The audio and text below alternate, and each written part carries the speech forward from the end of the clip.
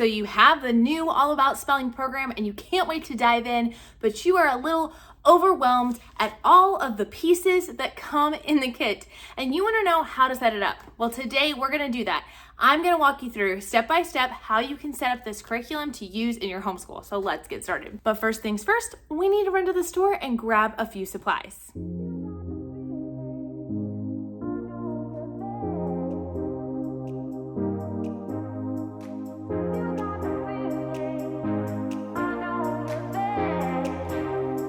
A few things I already had that I did not need to purchase was a 2-inch binder. This will be for all of my teacher materials. And then I already had regular binder and lined paper that will be for my student binder. That's where she will actually be writing down all of the words. Things I purchased were some sleeve protectors. I got these at Walmart because they were in clearance. These are the nicer, thicker, sturdier ones, and they were 50% off because it's the end of back to school season. However, I do typically like to purchase the ones on Amazon. I will put a link to them down below. They're really sturdy, really affordable. It just came out cheaper this time because of back to school season. I also grabbed a few of these mini Post-it notes. I went ahead and went with the Walmart brand. I kind of wasn't sure if I should do that or if I should just go with the Post-it brand, if they'll stick better, but we'll see. I grabbed one of the index card boxes. I don't think this will fit all of our index cards, but I think I would rather have a couple of smaller boxes to work with than having like one huge long box. So now additional materials beyond that you will need to gather is your packet. So it should have come looking something like this with a series of flashcards. There are different color flashcards, and the first step is just to simply rip these out, and you're going to take them one by one or a couple at a time and fold them along there and then just tear. They're really easy, they're perforated, and best yet, they're also easily labeled like lesson 1 phonogram card 2. So if they all get mixed up, it's okay. I would suggest doing this in front of a TV show at night, getting all your kids involved and just going at it and starting tearing apart the cards. I have been using All About Reading and All About Spelling now for 10 years, I think, at this point. And I will tell you, I have not found it helpful to go the extra step and laminate these cards. It is a lot of laminating paper. It is a lot of work. And honestly, it just really, they seem to hold up pretty well on their own anyways. I'm still using the original sets of All About Reading and All About Spelling. I've been using them for 10 years and I still have the cards. I wouldn't go that extra step for me personally, but that's totally up to you. All right, so we got all of the cards ripped out. It looks like they all fit in there nicely, but they don't. In fact, there's about this many left over. So what I'm planning to do is I'm planning to get 2 of these boxes. I will keep what we are currently working on, and then the extras I will keep in the other box. And then as we kind of work through these cards, all of these green cards here are word cards you're going to be spelling. Once those are like truly mastered, I'll just move them over to the mastered box. So to keep it nice and easy, but I still prefer to have the smaller box than to have a bigger one. The next supply that you should have is your teacher book. Now this, you don't have to do any preparation to, unless you desire, you can get this spiral bound. I do that with all of my teacher's manuals for All About Reading. I don't know if I'll do it with All About Spelling. I've never done it before, but now that they have the newer edition that is thicker, I may go ahead and take that extra step. But at least for the first few weeks, I'll work with it as is and see if the spiral bound will make a big enough difference for me or not. You might also have received the syllable tags. This is only if you're using the physical tiles. I personally use the app, so I already have those, so I don't need to worry about that. And last but not least, you're gonna have your student activity book. Now, this is something new with the latest edition, so if you don't have one of these, you probably have one of the older levels of All About Spelling. This has now got all of these fun activity pages, which is what we're gonna organize. It has posters and all sorts of goodies in here. So the first step we're gonna take is we are going to rip out these pages. They are all perforated, so it makes it really nice and easy to separate them and take them out. Now with each of these pages, what you're gonna do is you're gonna look in the top right corner to see what lesson they go along with. Usually there's about 2 pages, sometimes 3 or more for a lesson. With this, you're going to take the lesson 1 pages and you're going to look over them. Anywhere there's a dotted line means you need to cut that. You can definitely save that for the day of the lesson, but I like to go ahead and prepare that ahead of time.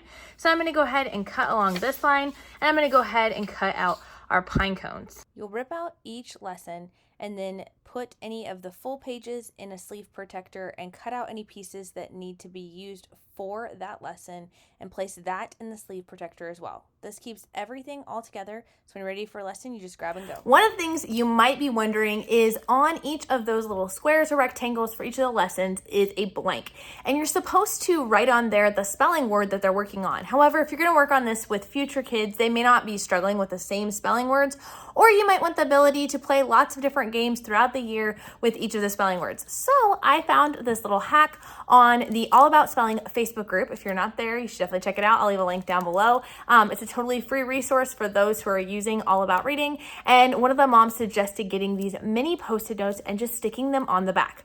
I considered going ahead and sticking them on the back now so I could just simply write when it came time for the lesson, but I was afraid they might peel off over time and they might get lost. So I'm just going to leave these with our school supplies so that when we have a lesson, I grab them and then we can throw them on the back. You could laminate each of those pieces, but that would take, again, significantly longer time-wise, and then you have to deal with dry erase, erasing during the lesson and things like that. So I think the mini Post-it note idea is probably better.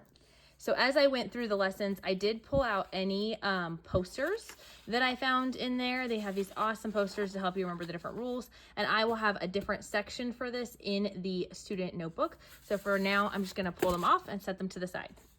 You'll also notice in the student pages, one of the very first pages is the tracker to see where they are in lessons. This is something my kids absolutely love. I put this in the front page or the cover of their student book so they can easily add stickers to track their progress. If you are using this with multiple children, or if you've used it before and you need to use it again with another child, you can print out these tracking charts on their website for free. At the end, you'll also find a certificate of achievement. You can include that in the student book as well.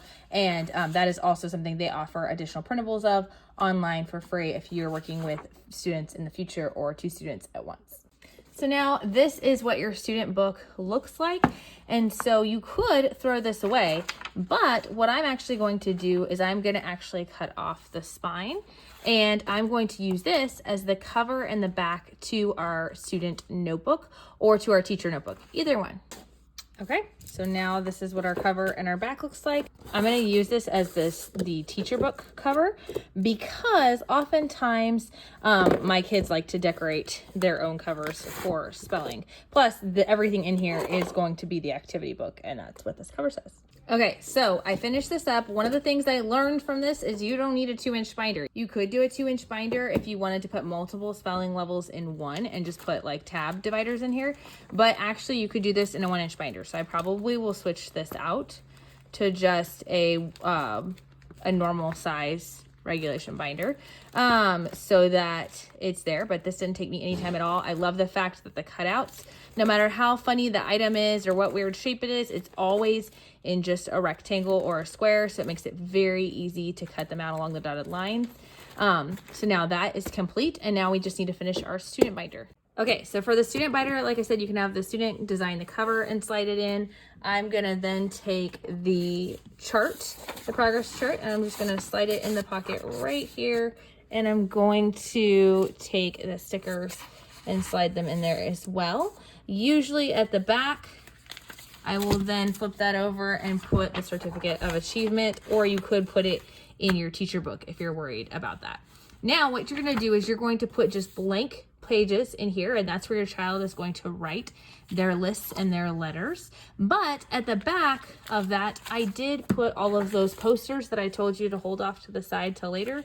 I put all those posters in sleeve protectors, and I'm going to put those back here at the back of this book so that she can easily flip and remember the different rules that are there for her.